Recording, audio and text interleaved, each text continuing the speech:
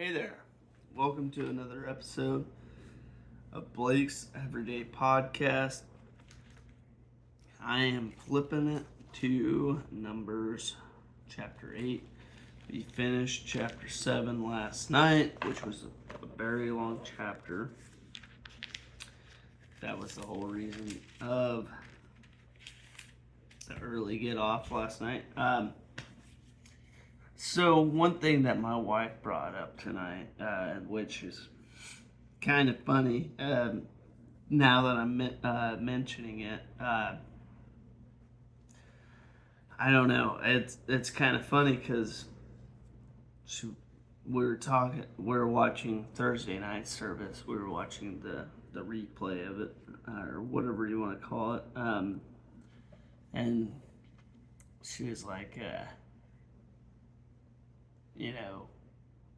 I don't know, something about the Canaanites was brought up, and I was like, oh, um, you know,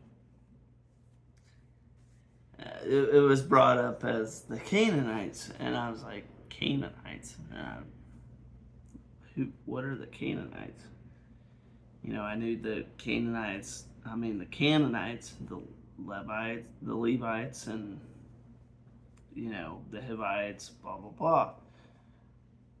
But come to realization, I've been saying the Canaanites wrong. It's supposed to be Canaanites. But that's not going to stop me. I'm going to continue saying Canaanites because that is how I want to pronounce that. I like Canaanites. I like the word Canaanites better than I do Canaanites. So I'm going to continue saying Canaanites. I think it sounds cooler. Well, not just cooler, but to me it sounds better. I'm better at pronouncing it, I guess. But tonight we are starting off at chapter 8. We finished off at the end of chapter 7 last night, which was a very long chapter, if you remember correctly. It was a very long chapter. In fact, when we were doing our prayer, I was starting to really kind of really get drowsy. But tonight, we're just going all in. We're gonna get it. At least that's what I'm gonna say for now. It's Friday night, and if I need to smack myself in the face, I will do it. We're gonna read the Bible tonight, and we're gonna do it. We're gonna read it, even if I have to smack myself in the face. But, mentioning that, I might make myself a little energy drink. So just give me 1 minute. All right, made myself a little energy drink concoction. It is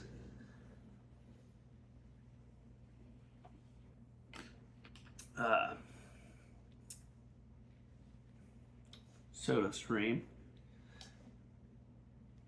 It is an energy drink. It's not a beer, I promise. But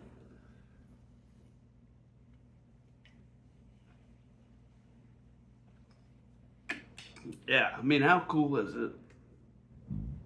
Woo!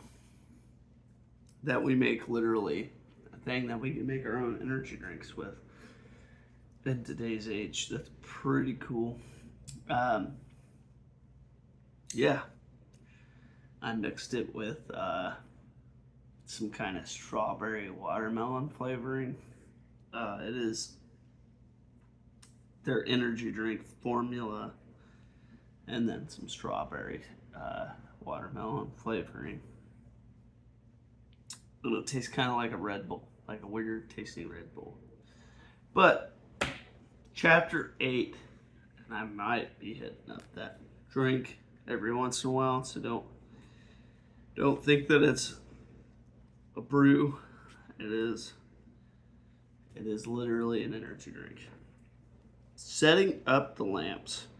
The Lord said to Moses, Speak to Aaron and say to him, when you set up the lamps, see that all 7 light up the area in front of the lampstand.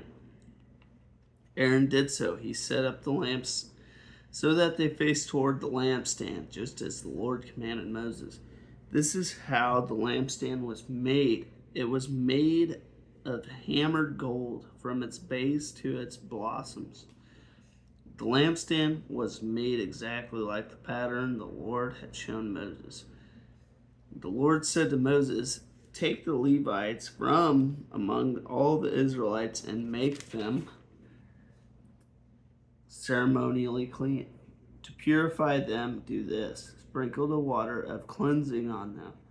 Then have them shave their whole bodies and wash their clothes, and so they will purify themselves. Have them take a young bull with its grain offering of the finest flour mixed with olive oil. Then you are to take a second young bull for a sin offering. Bring the Levites to the front of the tent of meeting and assemble the whole Israelite community.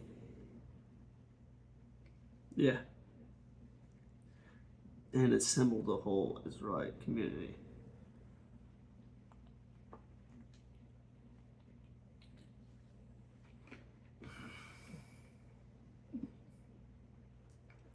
You are to bring the Levites before the Lord, and the Israelites are to lay their hands on them. Aaron is to present the Levites before the Lord as a wave offering from the Israelites, so that they may be ready to do the work of the Lord. Then the Levites are to lay their hands on the heads of the bulls, using one for a sin offering to the Lord, and the other for a burnt offering, to make atonement for the Levites. Have the Levites stand in front of Aaron and his sons, and then present them as a wave offering to the Lord. In this way you are to set the Levites apart from the other Israelites, and the Levites will be mine. After you have purified the Levites and presented them as a wave offering, they are to come to do their work at the tent of meeting. They are the Israelites who are to be given wholly to me. I have taken them as my own in place of the firstborn, the first male offspring from every Israelite woman. Every firstborn male in Israel, whether human or animal, is mine. When I struck down all the firstborn in Egypt, I set them apart for myself, and I have taken the Levites in place of all the firstborn sons in Israel. From among the Israelites, I have given the Levites as gifts to Aaron and his sons to do the work at the tent of meeting on behalf of the Israelites, and to make atonement for them so that no plague will strike the Israelites when they go near the sanctuary. Moses, Aaron, and the whole Israelite community did with the Levites as the Lord commanded Moses. The Levites purified themselves and washed their clothes. Then Aaron presented them as a wave offering before the Lord and made atonement for them to purify them.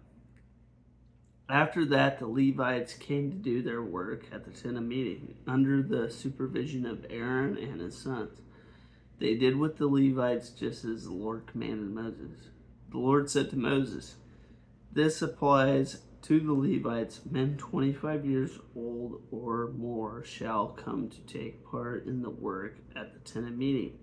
But at the age of 50, they must retire from their regular service and work no longer. They may assist their brothers in performing their duties at the tent of meeting, but they themselves must not do the work.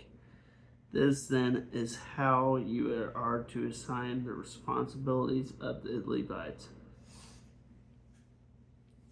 At age 50, wow, that's nice. I mean, I guess at that age, I don't know really how old they were staying alive at this point. I know in the book of Genesis they were living until like 900, but this is no longer the book of Genesis.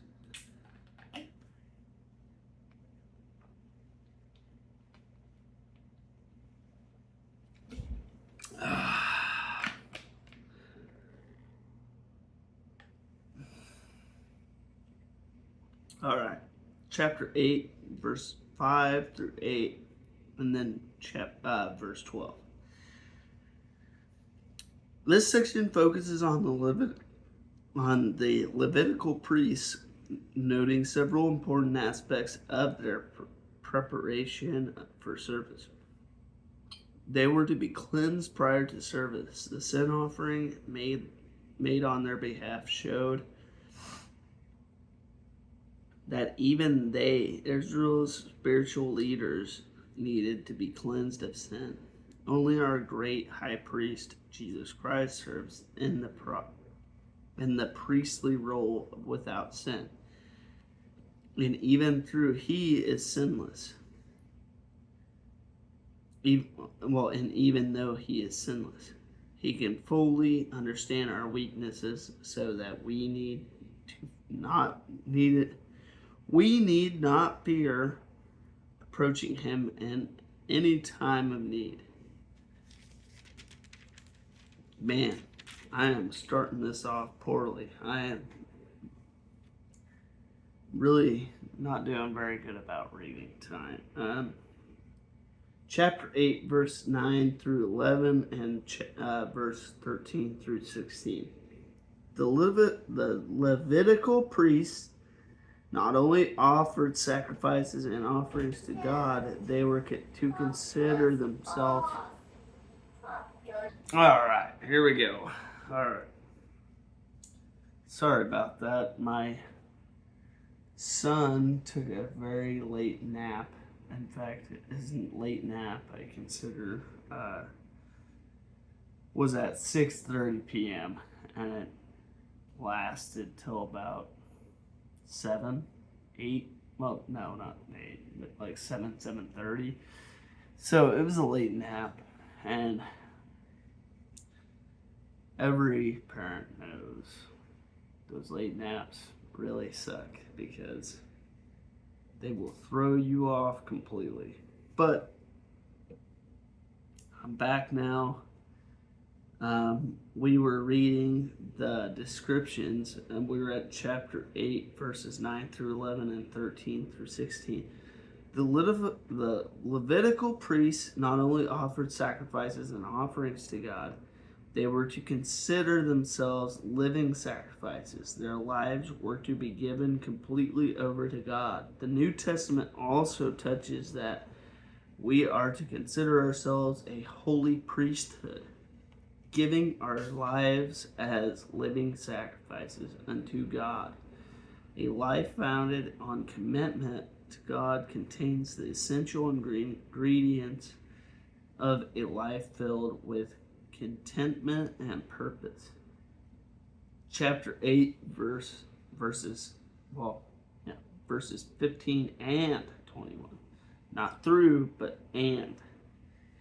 The priest's ultimate purpose was to serve God through his responsibilities in the tabernacle. Here we see that priests were sacrificed and accountable to God for active service. This accountability is an essential part of our salvation as well. We will be held accountable to God for the way we will be held accountable to God for the way we use our time, talents, and treasures as we serve him. Okay.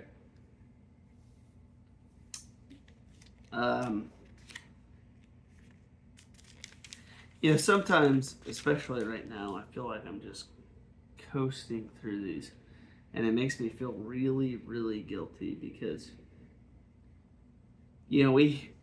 I've gotten into some chapters where I'm really getting into the chapter and I put a really good description out there, or I might explain something that I've gone through, but I feel really guilty about going through, like, let's say even Leviticus. I wasn't able to really uh, put that in a perspective, and I'm not able to put a lot of this chapter, the book of Numbers, into my own perspective as well. I will say, what this description says to me here,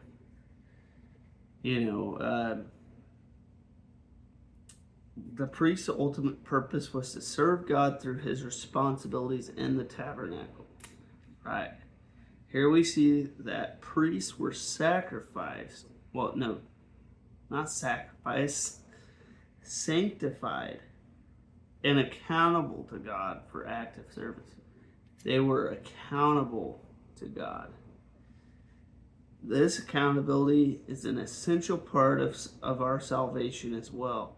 We will be held accountable to God for the way we use our time, talents, and treasures as we serve Him. And I mean, that kind of hits deep. I think it should with anybody that's really, starting to read. I guess not starting, but starting to really get into it. We will be held accountable to God for the way we use our time, talents, and treasures. Are we truly using our time in the best methods? And that's something that I've been dealing with here recently. As you guys know, I've been reading these chapters and I've been just super tired, and I feel guilty. I feel majorly guilty for doing that, for reading the Bible and being tired. And it feels like I'm doing it without purpose, and that's why I bring this up, is because, when I first started doing these videos, it was like, I was really getting into them, and now it feels like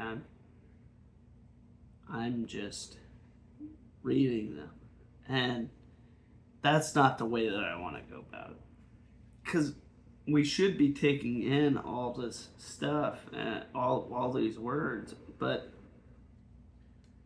I will give myself an excuse here. The past couple books have been very, but we are making headway and we are reading, but I do need to get more into it, more in depth on my stuff. And I need to remember that we will be held accountable to God for the way we use our time. I'm not going to be held accountable for the way that I worked my job.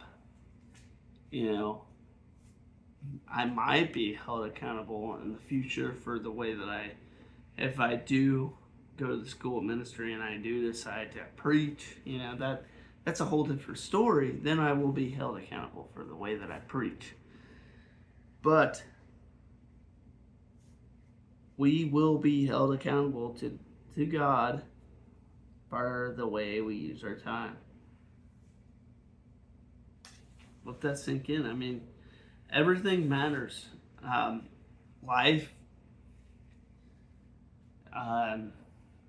is just a short little journey. Our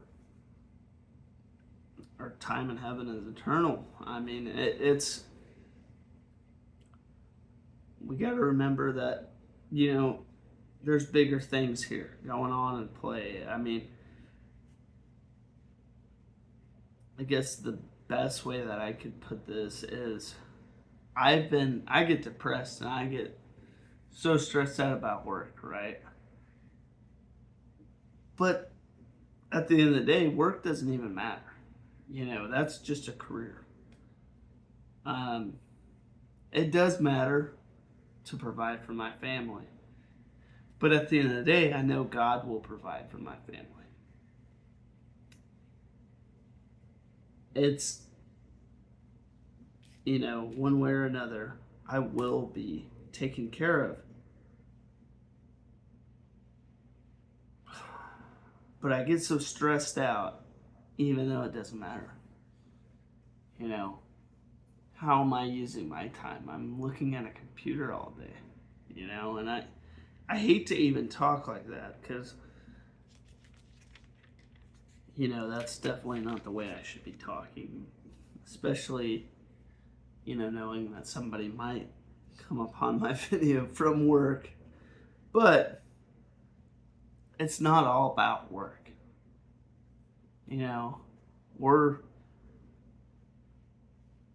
We're Christian men. We should be putting our faith in God and following His path that He's putting us towards. It's not about meeting with the HR department. It's not about having a meeting about sales. It's not about this or that. It's about getting right with God and Jesus and just figuring out where we need to be in our lives and following that journey, that path that they've laid upon for us, and trucking right through it, just running into it like old school football, and just getting the best way that we can through that. But we will continue at chapter 9 here in just a minute.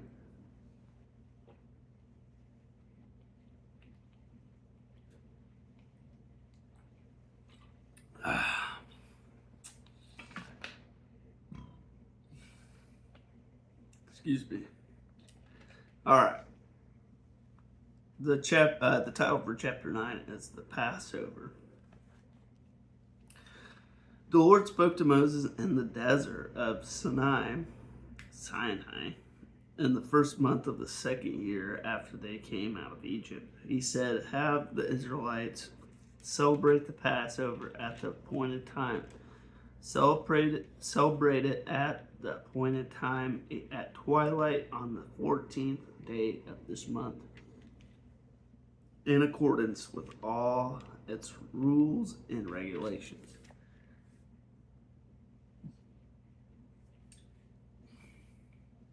So Moses told the Israelites to celebrate the Passover, and they did so in the desert of Sinai at twilight on the 14th day of the first month. The Israelites did everything just as the Lord commanded Moses.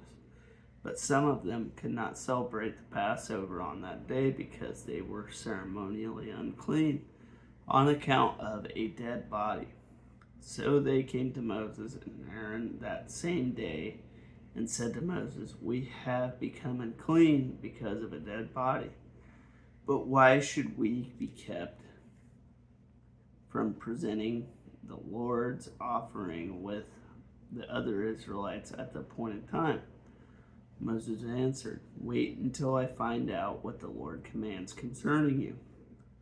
Then the Lord said to Moses, "Tell the Israelites, when any of you or your descendants are unclean because of a dead body or are away on a journey, they are still to celebrate the Lord's Passover, but they are to do it on the 14th day of the second month at twilight. They are to eat the lamb together with unleavened bread and bitter herbs. They must not leave any of it till morning or break any of its bones. When they celebrate the Passover, they must follow all the regulations. But if anyone who is ceremonially unclean and not on a journey fails to celebrate the Passover, they must be cut off from their people for not presenting the Lord's offering. At that point in time, they will bear the consequences of their sin. A foreigner residing among you is also to celebrate the Lord's Passover in accordance with its rules and regulations. You must have the same regulations for both the foreigner and the native born. On the day the tabernacle, the tent of the covenant law, was set up, the cloud covered it. From evening till morning, the cloud above the tabernacle looked like fire. That is how it continued to be. The cloud covered it and at night it looked like fire. Whenever the cloud lifted from above the tent, the Israelites set out. Wherever the cloud settled, the Israelites encamped. At the Lord's command, the Israelites set out, and at his command, they encamped as long as the cloud stayed over the tabernacle. They remained in camp when the cloud remained over the tabernacle. A long time, the Israelites obeyed the Lord's order and did not set out. Sometimes the cloud was over the tabernacle only a few days. At the Lord's command, they would encamp, and then at his command, they would set out. Sometimes the cloud stayed only from evening till morning, and when it lifted in the morning, they set out, whether by day or night or by night. Whenever the cloud lifted, they set out. Whether the cloud stayed over the tabernacle for 2 days or a month or a year, the Israelites would remain in camp and not set out. But when it lifted, they would set out. At the Lord's command, they encamped, and at the Lord's command, they set out. They obeyed the Lord's order in accordance with his command through Moses. Excuse me. I've been needing to burp for a minute. Let's see, we're 26 minutes in.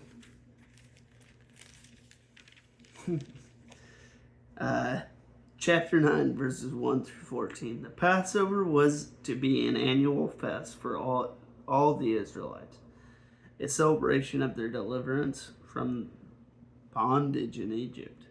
A problem arose, however, for those who were ceremonially unclean at the time of Passover. According to the strict standards of the law, they were not allowed to join in the celebration, even though it was required of them. So Moses brought this problem to God, who graciously instituted a second date of celebration for those who couldn't participate at the regular time. Graciously instituting a second date of... Oh, I just read that. God also wants all of us to participate in a relationship with him. We should not allow our failures and sins to keep us from coming to God. He has provided a means for us to come, no matter how unclean we may be. Our Passover Lamb, Jesus Christ, has taken away all the sins of the world. I like that one. Chapter 9, verses 15 through 23. As the cloud moved, so did the Israelites. They had to stay alert, watching each day for God's guidance. It was essential for the people to trust God rather than to depend upon their own plans. This object lesson of obedience should be the description of our day-by-day walk with God, to trust in him completely and not in ourselves. All right. Now, I do like that description. You know, you got to remember, God knows best.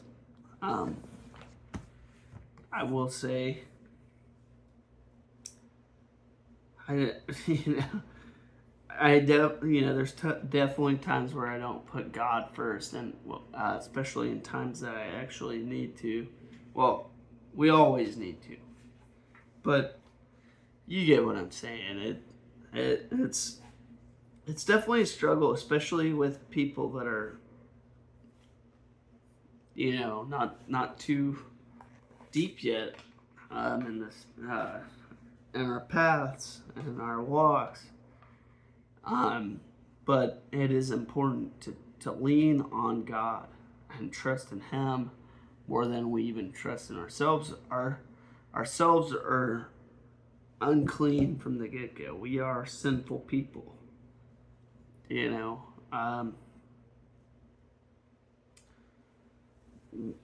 we need to trust in God definitely more than ourselves, because we are sinful people and we will follow that path if it is led. So we gotta forget about the earthly possessions. We gotta forget about the earthly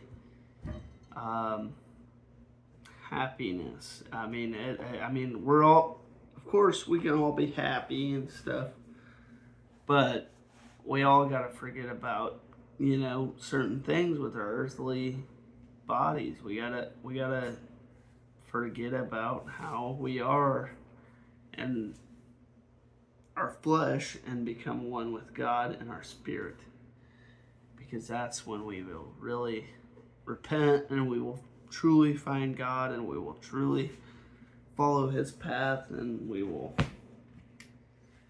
walk with Him. It's so important that we truly find ourselves with God and not just with our flesh, because our flesh is made up of earthly things. And who runs the earth? The devil. So, with that being said, we bow our heads tonight and pray. Lord, keep us from the wickedness in this world. Please keep us safe from the tyranny and the tyranny, whatever you want to pronounce it. Please keep us safe from the earthly doings, the earthly materials, the earthly possessions, the wickedness that come upon this world. Lord, keep us from walking in that path. Keep us on your righteous path. Keep us on our journey with you, Lord. Keep us safe and walking with you as we continue reading your good word. And we just pray that you watch over our families and continue to watch over us, Lord. And we just pray for our health and our happiness and our safety for not just us, but our families. And we just pray that you just watch over us, Lord, in God's name. Amen. Not too bad. It was better. I drink a lot of that energy drink. But I hope you guys have a good rest of your night. It's Friday night. Don't stay up too late. Tomorrow's Saturday. Sabbath. Let's have a great Saturday.